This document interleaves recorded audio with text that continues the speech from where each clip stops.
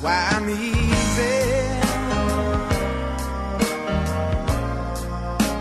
I'm easy like Sunday morning. Hey, welcome in. It's another edition of the Morning After Podcast. A busy weekend of college football, and we try to break it all down and try to make some sense out of it. Appreciate everybody who's already downloaded it, who's listened to it in the past, and we hope to keep it rolling. So, Utah dominates. Utah State gets dominated and gets ready for BYU coming up this weekend.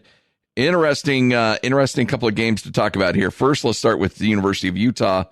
And Hans, I can't remember. I mean, look, we've seen a lot of great games from Utah defenses. This might be number one on the list. I don't know if you just look at a game statistically, I can't remember a Utah game that's much better than what they put together yesterday. It was complete. It was physical. It was dominance. It was everything. And just a couple of numbers to prove that. The last time Utah shut down a conference opponent for 0 points goes back to 2007. I think it was against Wyoming. And the last time Cal went scoreless was 20 years ago against Nebraska. So this is just an incredible performance defensively to not allow any points. There was one missed field goal, but outside of that, they just shut them down. And you were able to take your starters off the field with 11 minutes left in the third quarter and start to rest them because you got a big Washington game coming up in Seattle. So it was all around perfect game plan. Ludwig looks like he's got his stride going with his personnel, and it was fantastic. Zach Moss, 17. I'm sorry, go ahead, Lloyd. I thought Ludwig... I saw some of your tweets, and Ludwig, watching that, let's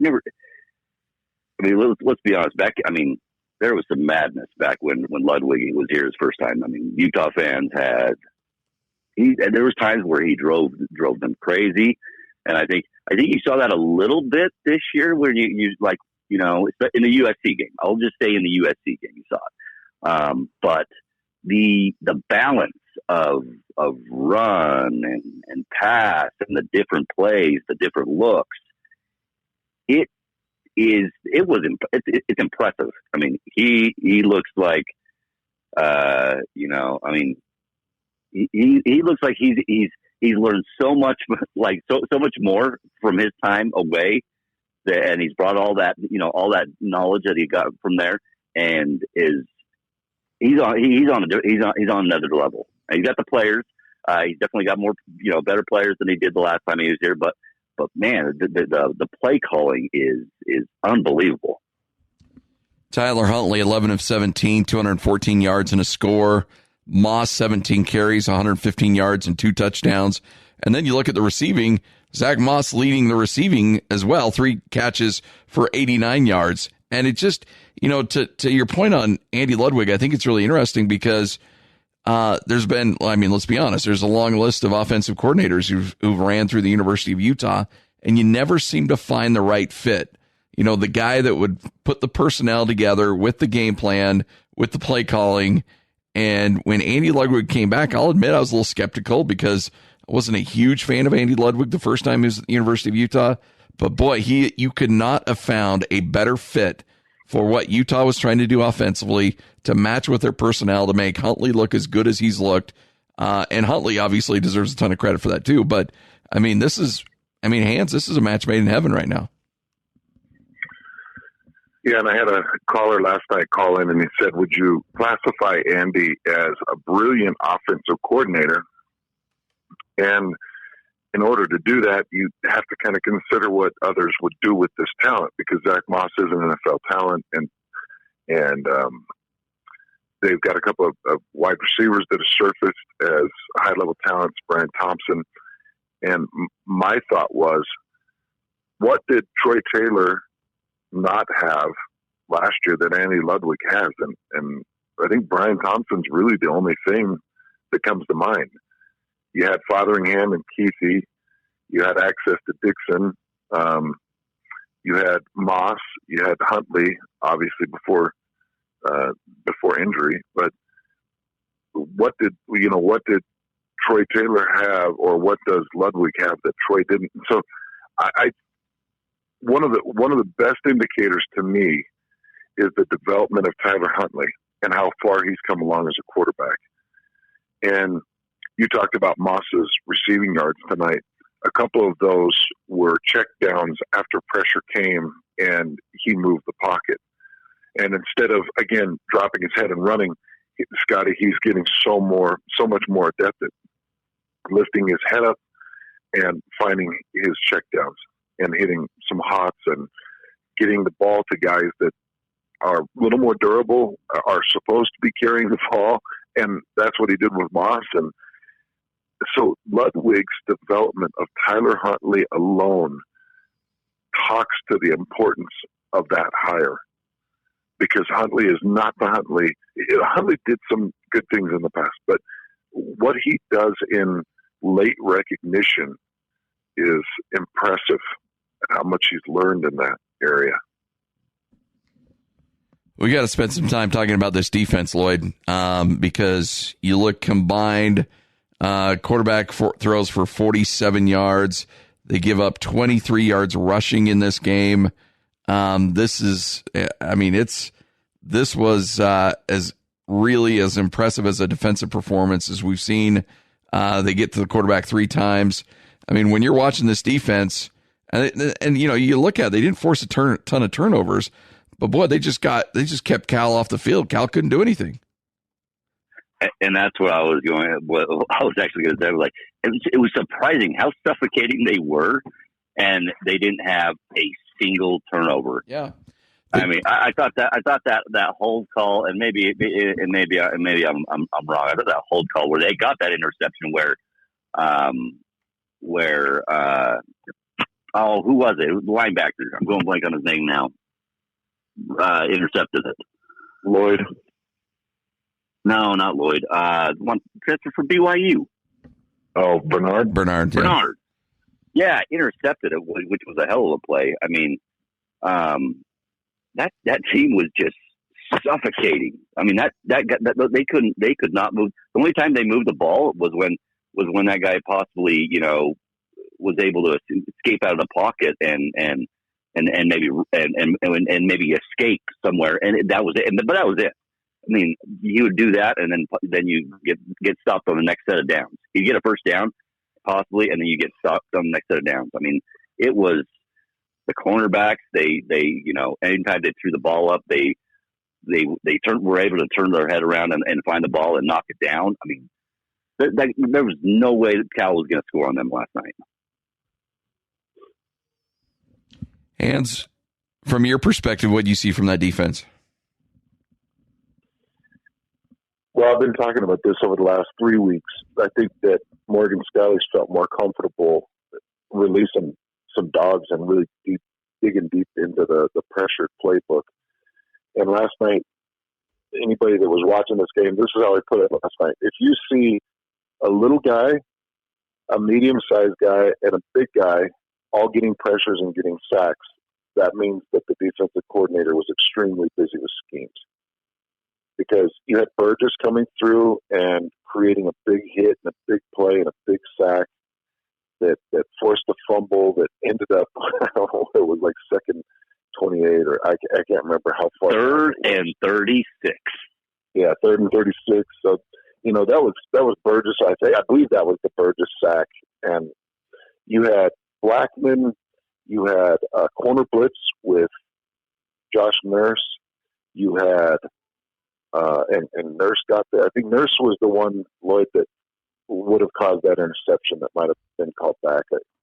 I'll have to go back and look exactly. But then you had Leckie with a big sack. You had Devin Lloyd in on a couple of big pressures and hits. It was just awesome play calling, and it was all over the field, and it was really difficult for Cal to try to get their bearings and figure out how to block some of that scheme. That makes it really difficult. I can't put you guys. I'm talking to the listeners. I can't put you guys into the shoes of an offensive lineman. I wish I could, and trying to identify and re-identify the Mike linebacker, because sometimes the Mike linebacker could actually be a nickel corner. Sometimes the Mike linebacker could be a strong safety. Sometimes the Mike linebacker could change 2 times while the cadence is in course. So it's really difficult when you've got a scheme like that. But just to talk to the dominance of the defensive backfield, Arizona State 2 weeks ago, they were averaging 268 yards a game. Now they're averaging 233 yards a game through the air passing. Cal, coming into this game, was averaging 193 yards per game passing. So that's a total of 426 yards per game that those 2 teams were averaging through the air. And Utah held those 2 teams to a combined 85 total yards through the air. Those 2 teams that's combined insane. for 426. Utah held them to a total of 85 yards through the air in 2 games in the Pac-12. Jeez. I've never, outside of Air Force and Navy, I've never heard of 2 teams on back-to-back weeks being held under 100 yards through the air. And that just tells you about the dominance. A lot of that came off the pressure last night. A lot of it came because it's a third-string quarterback, and you could see he had some issues. But, wow, guys, that is as dominant a performance I've seen in a long time. Everybody was, well, not everybody, I would say. You had people that were like, oh, you know what? Utah struggled against third-string quarterbacks. Come on. This Utah defense is playing on another level. I'm telling you, if this I don't know, those receivers are pretty dang good. But you know what? If this Utah defense took on that USC team again, they would, and they took on the same quarterback, they would shut them down. Yeah, I have no doubt in my mind that they would shut them down right now. But there's also, when fans have a sample size of what USC did, and then you're watching that UCLA Arizona State game before this game gets going, and UCLA's beating Arizona State, and you're just like, what is going on this week? Washington State was pushing Oregon. We were watching the scores with Washington State. We're like, is Washington State going to beat Oregon? It took a late field goal by Oregon to win that game. And so I think that all Pac-12 fans and all Utah fans, and I said this in the pregame show, I did come to the conclusion that Utah will dominate and that Utah will win by a large margin. That was my final conclusion. But I certainly put out there the fact that Utah had the wake-up call against USC, and if they sleep in the first quarter, we could get into 3 quarters and they could be waking up saying, well, we better get going. It's just the reality of the Pac-12. But Lloyd, to your point, if that defense comes out and they're clicking, and if Zach Moss is healthy and Ludwig presses the run, they can start every game with an advantage. Every game, they should start with an advantage. They should take Oregon in a Pac-12 championship game. They should be able to stop them on drives, and they should be able to establish a run game that then supports their play action and pass game. And this should be a successful team. If they play the way they can play, they will win the Pac-12 championship. They will. They're that good. Can we shout out Jason Shelley real quick? Like I thought that guy played really well. I mean, obviously, they don't trust him enough to really let him, and they didn't need to. They didn't need to pass. But I mean, he was 4 for 5, 28 yards. But that guy did an unbelievable job coming in for that. What I believe was he in there that entire second half? Came in at 11. Yeah. Came in at 11 minutes and 30 seconds left in the third quarter.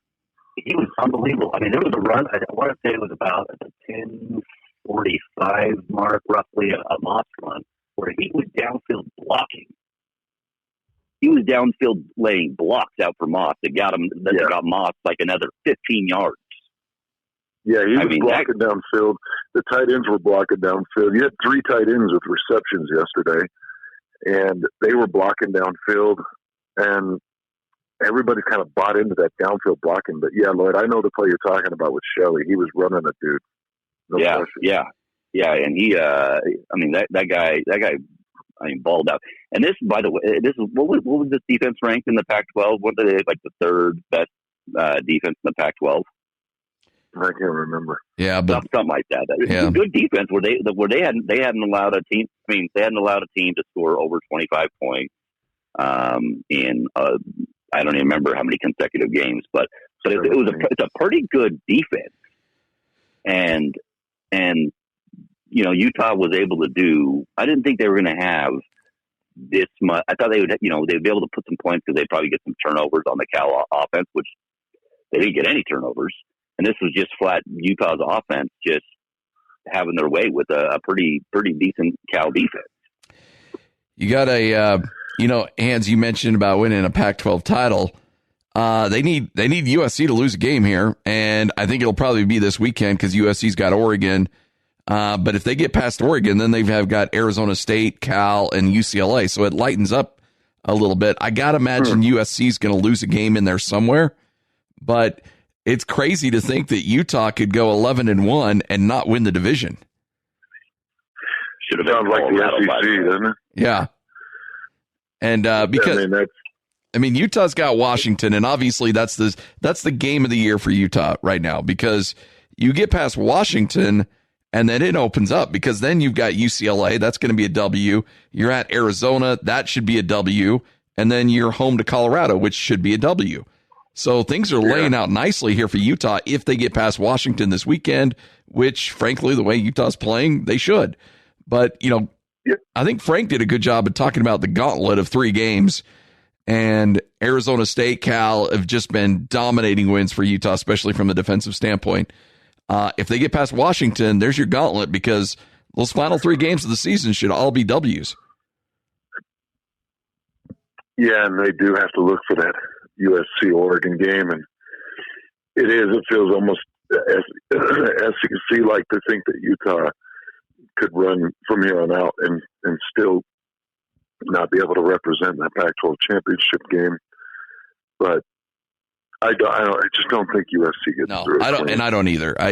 They're going to lose somewhere along the way, but it's still funny to think, as well as Utah's playing, they still don't control their own destiny right now. Scotty, we went back in last night and we were looking at the offensive drive charts for Utah, and their second possession was a 99-yard drive for a touchdown. Their third was a 90-yard drive for a touchdown. Their fourth was a 76-yard drive touchdown, and their fifth was a 70 or 72-yard drive. And all of them methodical, and all of them very dominant. And at that point, they were just that's when you started to see the change of the guard. Like I said, 11 minutes and 30 seconds left, they roll out basically a second string offense. It was dominant, and I think they'll have the same level of performance against Washington. I don't know where Vegas will put it, but I'm expecting Utah to really take care of Washington. All right. Let's shift gears a little bit. Utah State, as much as Cal struggled offensively, kind of felt like the same for Utah State struggling offensively against Air Force last night. Let me run you guys through some numbers here, because I don't think I've seen Utah State get dominated on offense the way that they were, and frankly defensively too. Air Force ran a grand total of 84 plays in that game. Utah State ran 36 plays in that game. And Utah State did not turn the ball over. Air Force turned it over twice. 472 yards of total offense for Air Force, 128 for Utah State. And Air Force passed the ball a grand total of 6 times in that game. They were 2 of 6 passing for 24 yards, but 448 yards of rushing on the ground. They averaged 5.7 yards a rush. Time of possession, here's another number, 45 minutes, 43 seconds for Air Force, 14 minutes, 17 seconds for Utah State. Hans, you've played against Air Force. You know how bad it can be when they get that offense rolling. And Utah State just couldn't do anything. They couldn't get off the field. And offensively, you would see Air Force go on a 5-minute drive, touchdown. Utah State would go 3 and out. They went 3 and out their first 3 possessions in that game. And Air Force really just put it to them. Hmm. Well, one thing that I saw, and we were kind of in and out of that studio, man. It was a busy night. You had World Series action. Utah Jazz was going, trying to watch this Utah game because I had to analyze that for the post-game show. But I was able to slip in every now and then back in the booth and watch some of this Utah State Air Force game. And Scotty, I want you to talk to me about the protection of Love, because it really felt like Love was being pushed. It felt like the left tackle was on skates. And I don't know how good Air Force is at getting to the quarterback, but it felt like Love never really had time to set. How much of it are you putting on Jordan Love, and how much are you putting on the pieces around Jordan Love to protect or catch his throws? I think right now, there's been a lot of us that have been close to the program that just kind of feel like, okay, the offense is in a bit of a slump.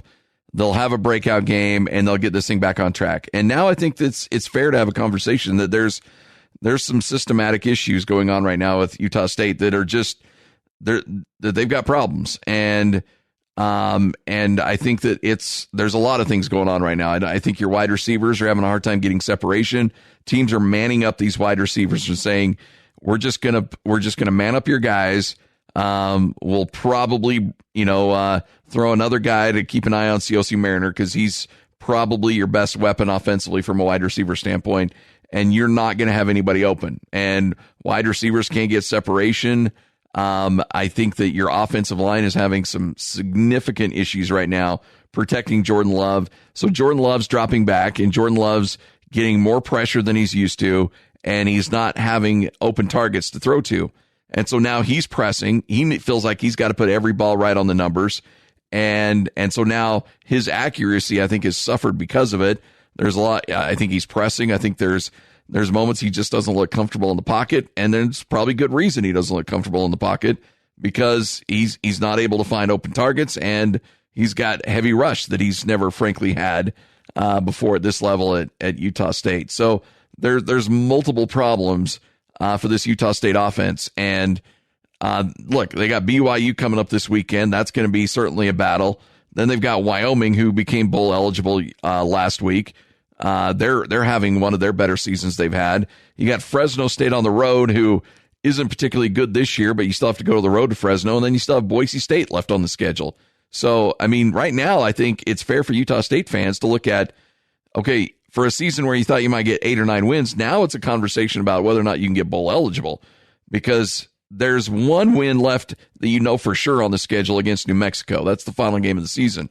But then after that, you got to find another win on there somewhere. And I could make a case that anybody else on that schedule is probably going to be. Now, I don't know what the line is on the BYU game, but I think BYU probably will be favored going into this game, because Utah State has just had so many struggles as of late. Take the score completely just out of it, and you open up the box score.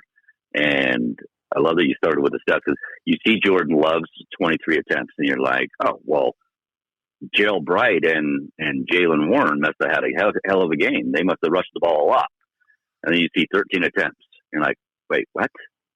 23 attempts via pass, 13 attempts on the ground, and you're like, and then you look at the score and you're like, oh, okay. It's like, those numbers are so crazy that they only had 13 rush attempts, despite Jordan Love only having, 23 passing attempts.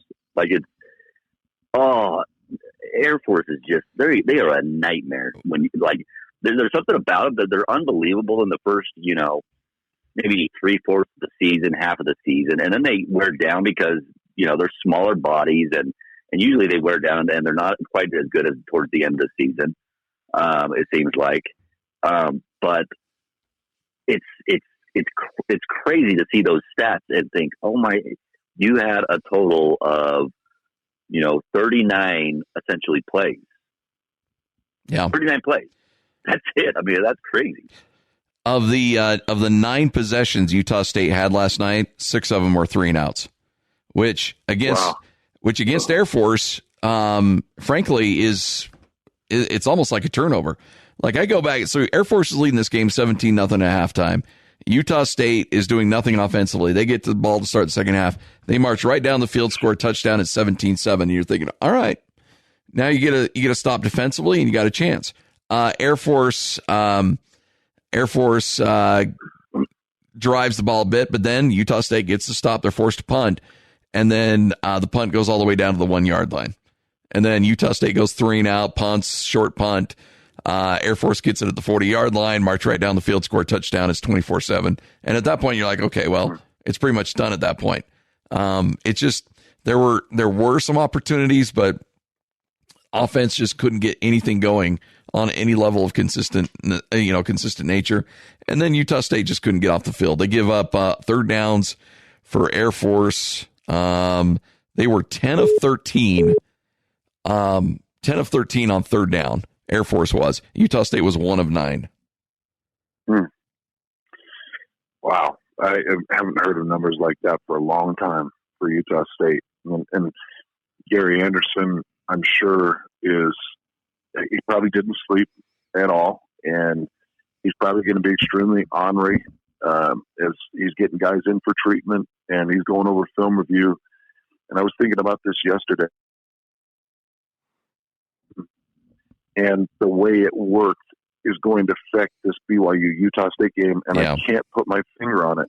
I can't, BYU with the extra week of preparation and Utah State with an embarrassing loss, giving up over 400 yards on the ground to a physical Air Force team. I'm trying to think, well, how does that impact this matchup? Does that tick Gary off? Does that embarrass the team? Does that unite and spark? Like we saw BYU unite and spark after an embarrassing loss to South Florida, coming back and getting a win against Boise State? Or does this team implode? Do they fold up camp and say, well, this is just overly embarrassing and this is a throwaway season? And so I think we're going to see the character of this team, and I think that we're going to see the coaching ability of this Utah State staff to get this Aggie team up and ready and refocused for a very important BYU matchup. This has to mean a lot to these guys. I know it's not conference play, but to Gary Anderson and Justin Inna and some of the guys that we know in that office, Scotty, this is still going to be a very important game. They want the third in a row. They know that Aggie fans, they absolutely love these wins over BYU. It's going to be very interesting how this affects the team's chemistry getting ready for a rivalry week. Yep. What seemed a lot easier to probably predict after the BYU lost to Toledo and lost to South Florida, and what seemed like what we're like, oh man, BYU's really bad, and obviously Jordan Love was, he's been struggling, most of the season he's just struggled, and what seemed like an easy game to predict has just become impossible to predict. Yeah, like I have no idea. Like it's like there's no feel to this game. It's like, what's going to happen here? I mean, you're just going to have to wait till the end of the game. Be like, oh, okay. What BYU team shows up? Yeah, right. Because there's Jekyll and Hyde over there, and I don't know who Kalani's able to get to show up in Logan next weekend. Do you do anything?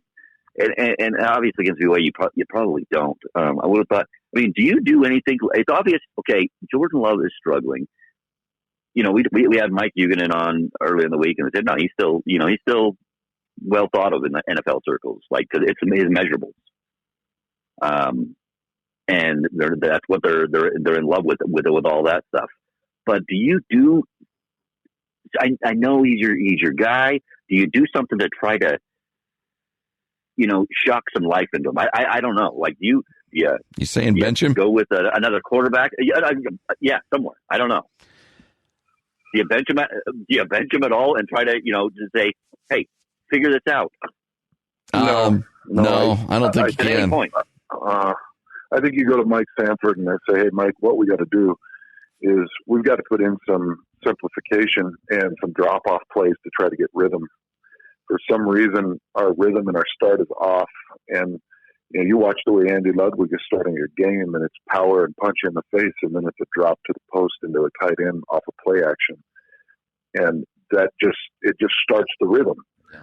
Then the quarterback gets comfortable. The offensive line has the defensive line off balance because the D line is firing off and gap protection for run protection. And so it's easier for the offensive line, and the flow comes from the coordinator. If I'm Gary, I think I go to my coordinator because I know what Jordan Love is. I can't bench him. I know what he is. So I go to my coordinator and I say, well, why was he this last year and why is he this now? Where's our timing? Where's our rhythm? Where's our protection?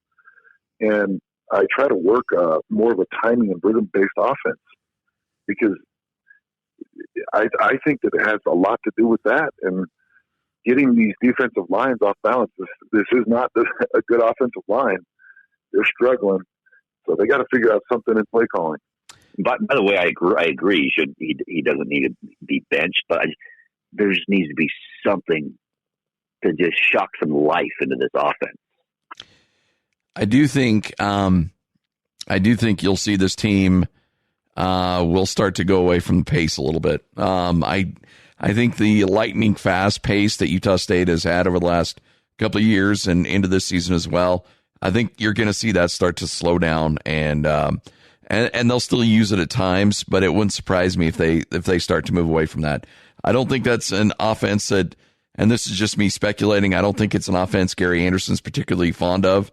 I think he realized that this is what this offense was accustomed to and what Jordan Love in particular was accustomed to and liked and preferred. But when things don't go your way and you only have 14 minutes of time of possession and your defense is just getting run through the mud, I think Gary Anderson as a defensive coordinator, as a guy with a defensive background, is going to say, you know what, we're not doing ourselves any favors. Offense can't get any rhythm from it. The advantages that we hope to get aren't coming.